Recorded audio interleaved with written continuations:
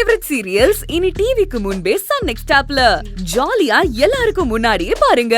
இப்பவே Sun next ஆப்பை download பண்ணி சப்ஸ்கிரைப் பண்ணுங்க.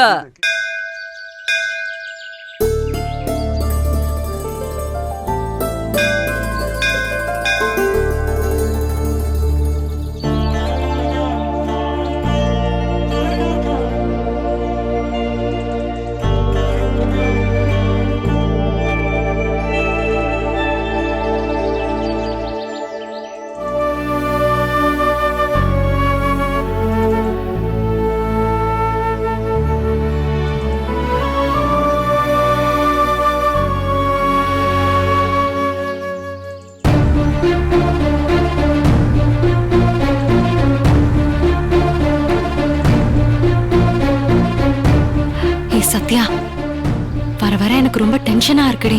நடக்கிறதெல்லாம் பார்த்தா அத்தை கிட்ட மாட்டி போமோன்னு ரொம்ப பயமாவும் பதட்டமாவும் இருக்குடி. ஏன் நிலைமையும் ஏறக்குறைய அப்படிதான்க்கா. அர்ஜுன் என்ன ரொம்ப லவ் பண்றாரு. என் ஆசையெல்லாம் எழுதி வாங்கி எதையும் விடாம அப்படியே நிறைவேற்றி வைக்கிறாரு.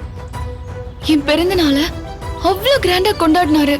அவர் எனக்கு செய்யறதெல்லாம் பார்த்தா ரொம்ப குற்ற உணர்ச்சியா இருக்கு. சத்யா, நான் அவர்கிட்ட உண்மையா இருப்பேன், பொய்யே சொல்ல மாட்டேன்னு அடிக்கடி சொல்றாரு.